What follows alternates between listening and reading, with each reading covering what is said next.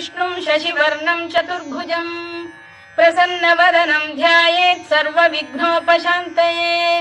व्यासं वसिष्ठनप्तारं शक्तेः पौत्रमकल्मषम् पराशरात्मजं वन्दे शुकतातं तपोनिधिम् व्यासाय विष्णुरूपाय व्यासरूपाय विष्णवे नमो वै ब्रह्मनिधये वासिष्ठाय नमो नमः अविकाराय शुद्धाय नित्याय परमात्मने सदैकरूपरूपाय विष्णवे सर्वजिष्णवे यस्य स्मरणमात्रेण जन्म संसारबन्धनात् विमुच्यते नमस्तस्मै विष्णवे प्रभविष्णवे